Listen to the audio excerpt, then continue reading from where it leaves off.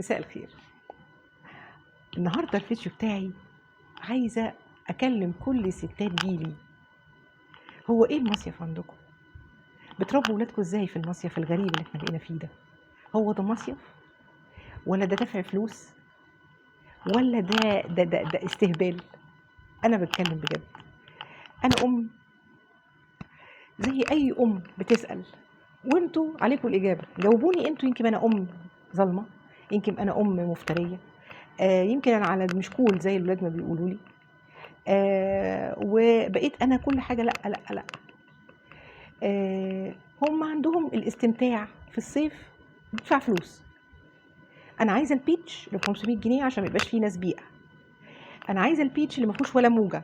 موجه ايه ده؟ انا كنت بموت في الموج ده. احنا كنا بنتنقع في البحر عشان ننزل ونستمتع ونقعد من صباحيه ربنا لحد ما يعني يطلعونا بالعافيه من البحر. ده كان المصيف بتاعنا. انتوا ايه؟ وبعدين ايه التان والسان لوك؟ طب احنا عمرنا في جيلنا ده ما كان في حاجه اسمها سان لوك. يعني بقى مؤخرا وبقى مهم وكل حاجه، لكن عشنا ولا حد جاله كانسر ولا حاجه خالص. ان كنا مستمتعين، كنا بنحب الحاجه دي. لكن انا عايزه اعرف انتوا مستمتعين في ايه؟ انتوا بتروحوا البيتش بدل ما تسمعوا موجة البحر والاغاني الجميله والهاديه، انتوا تسمعوا حاجه صاخبه بتجيب لي صداع. انتوا قاعدين المايو ده الترند اللي عاملاه مش عارفه مين، ده مايو براند ده انا شفته مش عارفه في اسبانيا فين. ايه ده؟ ايه ده؟ انا عايزه ايه الحوار ده؟ انا نفسي افهم. بدل ما نتكلم في لمه او في هيصه او نضحك لشيء احنا حابينه، احنا بنتكلم في البراندات وفي والناس البيئه والناس انتوا مالكم بالناس البيئه؟ ما تسيبوهم يستمتعوا. طب جم الشاطئ الغالي معاكم ده، خلاص هنتمسخر عليهم؟ ما هم كويسين وعايشين وقاعدين جنبينا زي الفل اهو. عملوا لنا ايه؟ تصرفاتهم مالنا؟ احنا ما نبص لينا، احنا عايزين نستمتع بنفسنا احنا. ايه الحفلات اللي بقت صاخبه دي؟ ايه الحفلات اللي بقت يعني دلوقتي انت بتدي ابنك او بنتك وانت رايح في الساحل نازل، تديله كام مصروف؟ لو كل يوم انت هتديله مصروف هتديله كام؟ والله العظيم ده لو 200 جنيه يضحك عليك، 300 جنيه هيقولك انت متخلف، 400 جنيه هتبص لك كده من فوق لتحت. يعني انت يا جماعه، انتوا بتروحوا بتخرجوا وبتشوفوا احنا بنصرف كام؟ طب انتوا بتمثلوا نفسكم بينا ليه؟ احنا عمرنا مثلنا نفسنا بابونا وامنا؟ طب ابونا وامنا يقعدوا في افخم حته او يسهروا في اي حته، لكن احنا ايه؟ احنا شويه شباب. انتوا ليه بتدوا ولادكم بال 2000 جنيه وانتوا هم نازلين بالليل؟ انتوا متخيلين هيستغلوها في ايه؟ انا نفسي افهم. انتوا ليه بتدوهم عربياتهم؟ تفرحوا لما بيعمل لك حادثه والحوض انكسر، ولسه في حادثه كانت خطيره في مارينا دلوقتي والعيال اتقلبوا 5. انا عايزه اعرف قلوبكم فين؟ انتوا كأمهات انتوا فين؟ فين الرقابه وفين حس الام فين؟ انت عايزه تهيسي وتلعبي مع اصحابك وتحسي ان شبابك راح، وعايزه تنسي ولادك، تنسي ثمره حياتك، تنسي ان في انت بذلتي اقصى مجهود ليهم. انت كفايه ولدتيهم وربيتيهم وكبرتيهم، جايين في الفتره الحرجه اللي ولادكم لازم يبقى فيهم رقابه وصارمه، انتوا بتتخلوا عنهم. لا احنا واثقين فيهم، لا احنا مربين، لا ما تحطهمش في النار وتقولوا انتوا مربينهم. حرام تدي طفل عنده 17 سنه عربيه وفي الاخر تلاقي 5 ماتوا ولا 5 انقلبوا، واحد فيهم هيقعد 3 سنين عشان يمشي. يا جماعه اهدوا.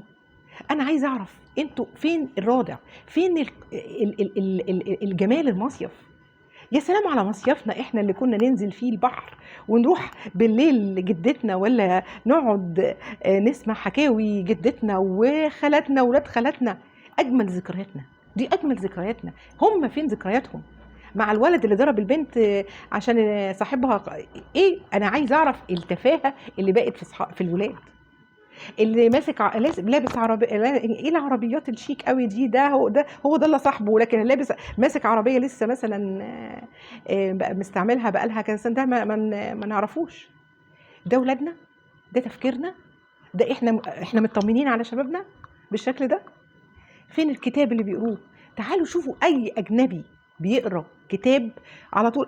اول واحده من الاجانب اللي انا عشت هناك طول عمري، مفيش واحده اجنبيه تشوفها اللي اولا تصحى الساعه 7 الصبح يكون على البيتش، الساعه 12 تكون نايمه، ما تكونش على البيتش ابدا، وعلى طول معاهم كتاب. لازم بيقروا، لازم بيقروا. ليه احنا ما علمناش ولادنا كده؟ ولادنا مش بيقروا، لا لا لا لا، هم بيصحوا الساعه 12 واحده الظهر، وعايزين البيتش وعايزين الفلوس وعايزين كل حاجه. ولما احنا نقول لا، تبقى هنا المشكله، تبقى انا الام القاسيه، انا الام اللي مش كول. لا، ما ينفعش. على فكره مش دول ولادي بس، ده ولادي ولاد جيل كل اصحابي، كلنا بنشتكي.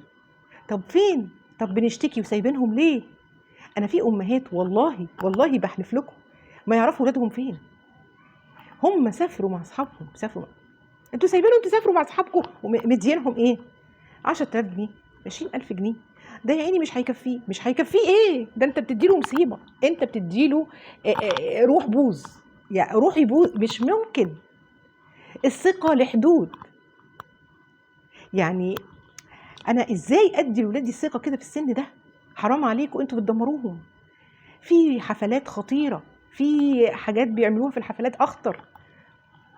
انا لما قربت من ولادي وبدأوا يحكوا لي، لا ده في مصايب بتحصل، وممكن في لحظه ابنك يتجه اتجاه تاني او بنتك. انا عايزه اكون شديده على الولاد ويكرهوني دلوقتي، بس هيدعوا لي بعد كده، هيفرحوا مني بعد كده، هيقولوا لي انت كنتي صح.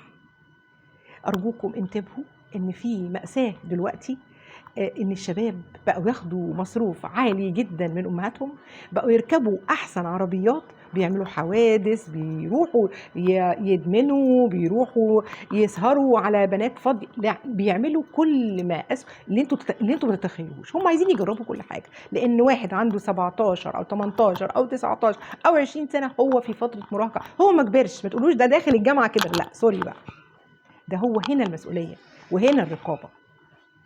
أرجوكم انتبهوا لأولادكم، انتبهوا إن المصيف مش لازم نعودهم ونعلمهم إن نديهم فلوس، لأ، نديهم لمة عيلة، نديهم كتاب يقروه، نديهم إحساس إن لازم يبقى تعبان في الفلوس دي عشان يسهر بيها، عشان يعمل كده لمراته ويعمل كده لأولاده، نعمل عندهم ذكريات جميلة للعيلة وللمة عشان يعملوا كده مع أولادهم. لكن اللي احنا فيه ده بقى